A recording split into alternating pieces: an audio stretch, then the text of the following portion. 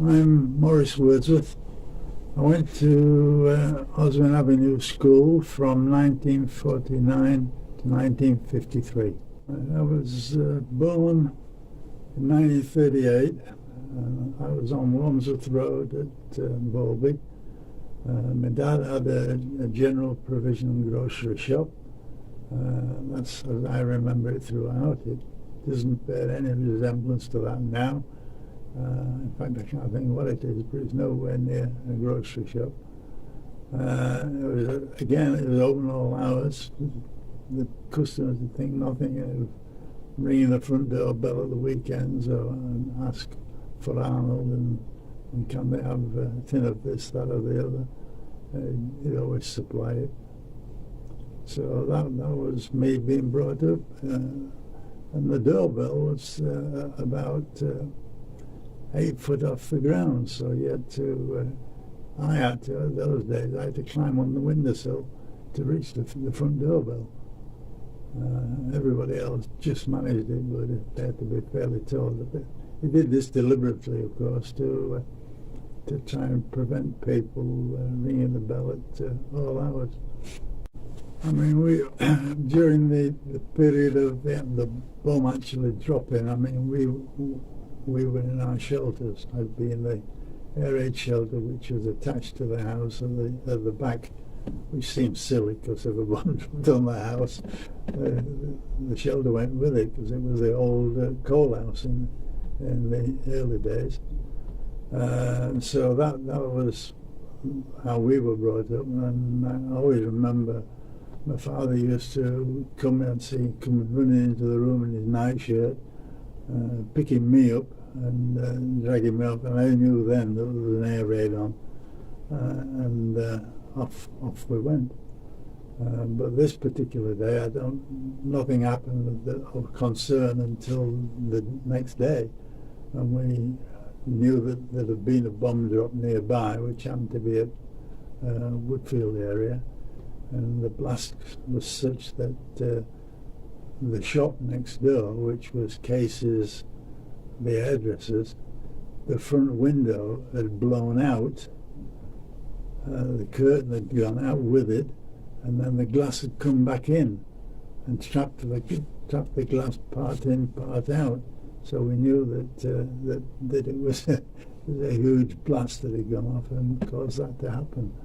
Didn't break the window. We just carried on, trimmed up the curtains so they looked more presentable, and off we went.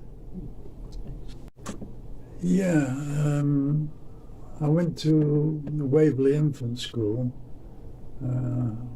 which was just down the road again from where we were.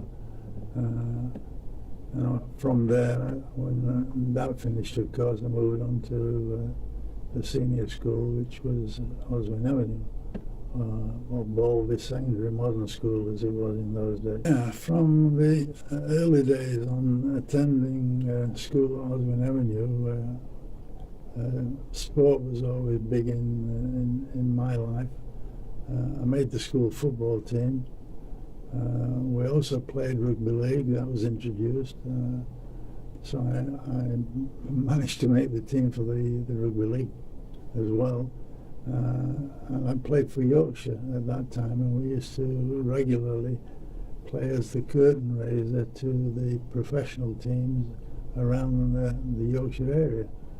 And straight after the game, they always gave you a money box, and you'd have to go into the crowd and rattle up the old box and try and get some donations for us to continue. But that's the way we raise some funds to continue with our sporting life. From that, other sports were developed, and the one which became a big part of my life was basketball. That was introduced by Derek Holmes at that time, who was the PE teacher, and I and quite a lot of us had a very good relationship with him. In fact, he introduced boxing. I've got a photograph of where we're posing for boxing, and we didn't have any ropes. We were in the school hall, and it was the four sides of the rink was made up of school forms, and there's a couple of us in the middle there pretending to be fighting, and we'd have Derek Holmes and three other teachers sat at the four positions where the ropes would be, scoring as it were, and organising it from that point of view. So it was good. I mean, boxing wasn't my scene, but I got roped in because, I don't know, I seen I and my friends because we're more interested in sport in the school perhaps, we're always involved. The introduction of basketball at school was a big part of my life, because from that point onwards, basketball became the only sport I was interested in. But in the beginning, before all this basketball, I went on after leaving school to playing not only junior rugby but senior rugby, until it frightened me to death. I broke my collarbone and one or two other bits and pieces. I thought, well, basketball was a bit rough on occasions, but not this rough, so I turned my attention towards being more interested in basketball, and it's been good to me. As a result, I've seen a very big part of the world. I've travelled worldwide and played worldwide, or been involved worldwide. It's at the Olympic level, at the Commonwealth Games level, and at the national teams. So it's been good to me throughout. The way basketball came around or about at Oswin Avenue School is simply because Derek Holmes, who was a PE teacher, knew out of college, I presume, was enthusiastic himself about the sport, and got it going. And I was in the third or fourth year at school, and as a result, we were the tallest people in school. And at that time, of course, height meant a great deal, as it does today. But you need to be athletic and coordinated, and along with many other accoutrements that is needed in the sport as it is today. But as Derek got us more and more involved in basketball, we were very much interested then in playing against other teams to test our skill and so forth. And there was no school league teams or anything of that nature at the time. We had to develop, and we managed to get a Doncaster League off the ground, which was interesting. That spread to the Yorkshire level. Once we got better and needed to test our skills even further, we moved through to Yorkshire level. And once we had gone past Yorkshire level, we used to be travelling even further afield to play games, just to find teams better than ourselves, so that we could learn from them and have a go at them, as it were. But in the very early days, when Derek introduced us to the sport, I don't know how it came about, but the vests that we were given to wear, or that we wore at that time, were black with white numbering, white lettering, and we simply called ourselves the Panthers, and it became the Black Panthers, and the Panthers have stuck ever since. But we developed in that manner through the kit, and the name came along as the Panthers.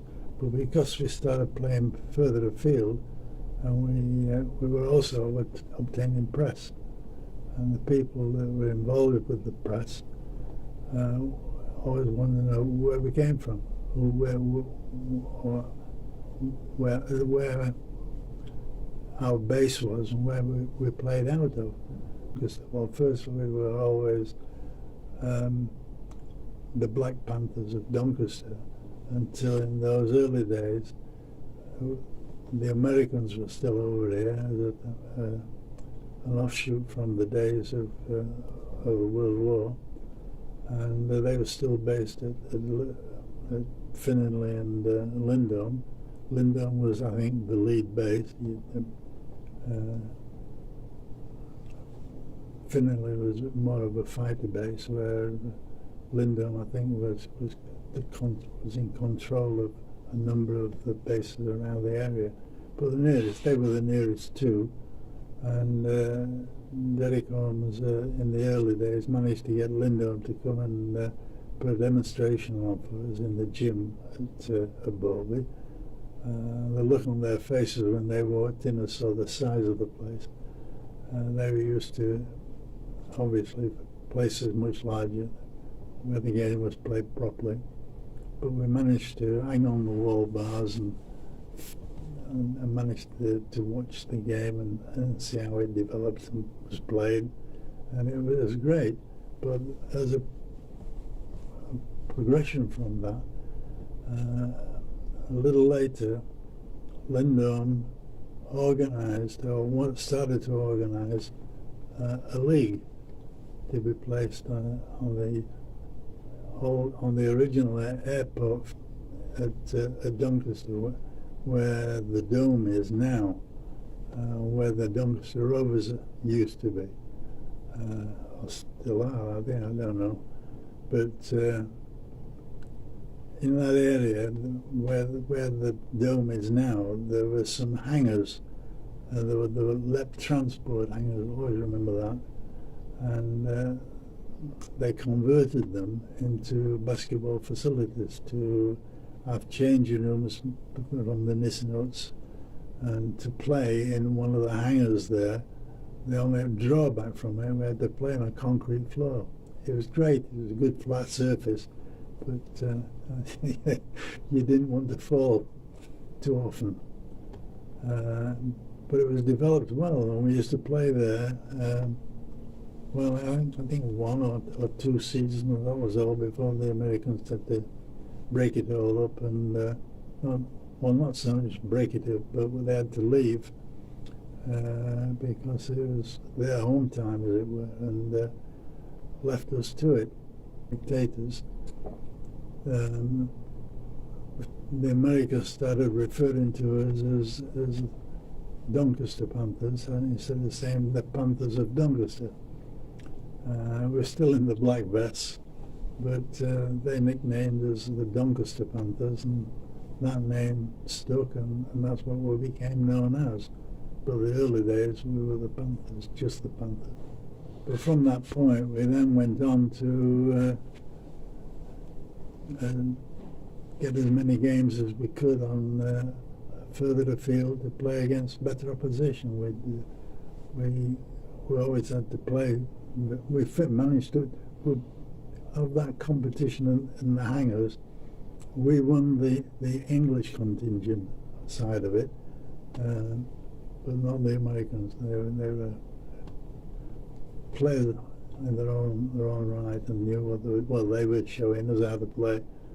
In fact, whilst we were here, we played a game in the Corn Exchange, and the Corn Exchange, for those that know it, it's hard to believe, because it wasn't a big place, but it had tiered seating in those days, where it was like at an opera. You had boxes which were up the wall side, and they had a stage at one end, and we fastened a basket. We got a basket developed so it stood on the staging, and the other one was freestanding at the other end, and we played such as RAF Bomber Command. They came across and played us on occasion. The Americans and men with Hill at Harrogate, they came down and played against us. The secondary school at Balby played a major part in our development as a basketball team. as such, wherever we went in those days, we were always, as I've said, now called the Doncaster Panthers, but invariably, quite often, we have to then expand on that, and we'd be known then as the Doncaster Panthers of Doncaster, representing the Balby Youth Club. And it's the youth club team that in the earlier days really took off, got the team to take off and want for better things, because it is in the gymnasium where we always associated ourselves, because there was nowhere else we could go and play basketball, but we were limited to the size of the school gymnasium in those days. And at that period of time when schools were built and gymnasiums were built and attached, they were all of a standard shape and size, and they were classified as being 70 by 40 feet, which meant whenever we played in there, that's the size gym or basketball court we could play in, even if you played to the walls and made those the lines, just to get yourself that extra foot either side. We always thought made a big difference. So Balby Youth Club, well, as we finished up playing under, Derek Holmes was the leader. That he seemed to be involved in everything I'm involved in, but he was very much involved there, and got us permission when we left school to use the gymnasium a couple of nights a week for basketball. And I became qualified as a basketball coach, which gave me leader classification, which meant we could use the gymnasium without having adult supervision, which made a big difference. So 2 or 3 of us got being involved and either became referees or became coaches. I got coaching qualification. It did me good, because I continued and went further with it and finished up as far as I could go with it. As the game developed along the lines that we were operating at Balby, opportunities came for us to try and move on to do things at a much higher level. We were stuck with the size gymnasium that I mentioned earlier, 70 by 40. Anything larger than that, we thought was beautiful. And it wasn't until schools started building not gymnasia, but sports halls attached to schools, that people such as ourselves got this opportunity. Intake got a sports hall, Rosendon got a sports hall, can't think of too many others, but we got the opportunity of being able to use Rosendon high schools facilities on a regular basis, and this was good to us. The only drawback was, like the Americans on the concrete floor, this is Rosendon and the asphalt floor. It still hurt.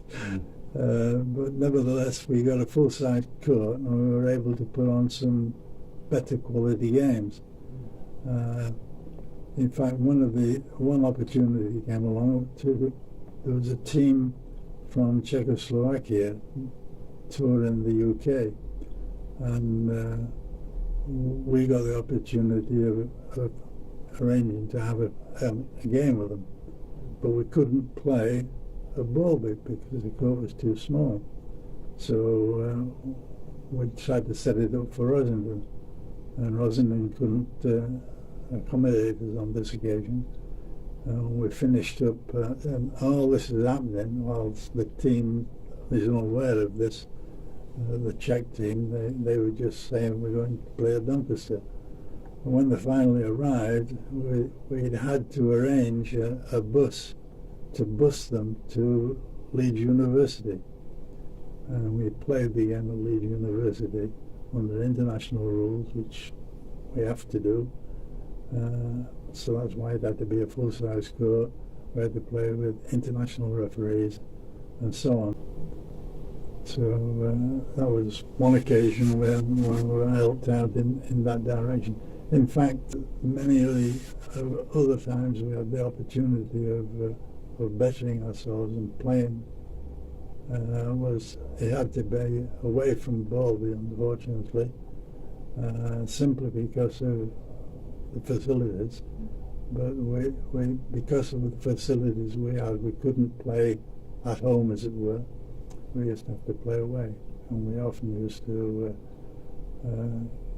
get the cars out, off we go on a weekend and drive up to Scotland or drive down the London way just to get the better games. Also, we were looking to always better ourselves, always look forward to playing better teams, which gave us more experience and therefore opportunities to learn and become better coaches, players, whatever it may be. This is the route that I took down as in the sense of being one of the management of these teams, either as coach, assistant coach, manager, assistant manager. And I started off being the manager of the England junior team, and held this position for I think 8 years with the national team. My appointments kept being made longer, and then I moved on to managing with the England team. So this was a different proposition. I was nothing to do technically about the game. It was all about organising the team. So you'd have a coach there who would coach the team and probably an assistant. If I was the manager, would probably have an assistant manager. If it was one of the bigger teams, we're talking about England or Great Britain. I started off at junior level, so I was the England junior team coach for a number of years, as I've said. And then I moved on, I became the assistant coach to the England team, which we went to the Germany games, the Munich games, which was where all the trouble was, and we were there trying to qualify. In those days, there'd be, depending on the rules as it stood, so many countries were automatically had the right to play in the Olympic Games. Others had to qualify, and we were one of the others. So to help these out, they used to put a tournament together the week before the Olympic Games started, and there was always a couple of places left in the Olympic Games to accommodate the winners of such tournaments. This went off in the same way in other countries, but this was the way we tackled it. And we played in our tournament on this particular occasion in Germany for the Munich Games at the place I can't recall at the moment, on the outskirts of Germany, and we didn't qualify, but we had the opportunity of playing under Olympic Games conditions. Everything was exactly the same. It's just that we were trying to qualify when others had already qualified and got there. So we didn't quite make it, but in our mind, we've been to the Olympic Games.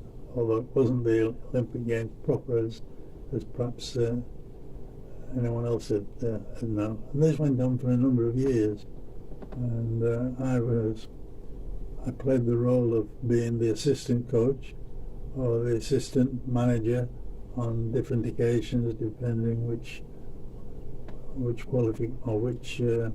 position I'd put in for at that time, until finally at England level it wasn't a real problem, because we had the same managers and assistant managers as well as the coaches, and these were straight in, and I played the role of being the assistant coach on many occasions, as well as the assistant manager and manager, more times the manager. So that was good experience for me.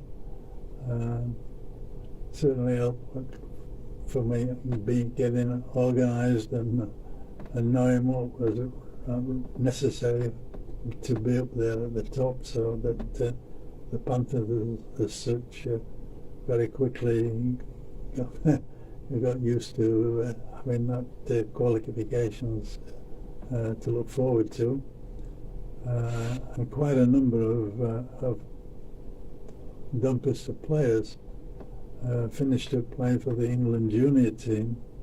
Many times they'd get there, and we'd be quite fortunate then in having their facilities to play in the national championships with a team which had got half of them being recognised as England international quality. So it was good. One of the other aspects of organisation that we managed to get in place was the organising of our own Christmas tournament, and this went on for a number of years as it happens, and it was always on these occasions organised. It was organised by ourselves, but it was sponsored by the South Yorkshire County Council. They purchased the tournament, which is this one over my shoulder, together with all the minor trophies and presentations which were meted out on this occasion, and it was a 3-day event. It ran from 1976 to 1984. Very good proportion. It was in 1984 that unfortunately not only did we have to close the tournament down, but we had to close the club down. The team had to finish at that particular date. In fact, the very first winners of the tournament was the British Olympic team. We invited them to, it was an Olympic year, and this was an opportunity in our way of giving them the opportunity of extra practice together by playing in our tournament. So it was good for us and more so for them. And all the other teams, as I say, were mainly foreign teams, or very good Scottish or Irish teams. Very good tournament. We were sad to see then it come to an end. The Panthers, unfortunately, had to close the operation down, with the 1984-85 season being the last one we had. We had to, at that stage, we were virtually a semi-professional team, and we had full-time officers and staff in the town centre in Doncaster. We ran one of the big lotteries that were all the go in those days, with three lottery cars in operation. So that was generating finance for us. But unfortunately, we didn't have sufficient and we had to make the sad decision of having to close the operation down. An operation, I mean, close the basketball club down. So at that point, it came to an end.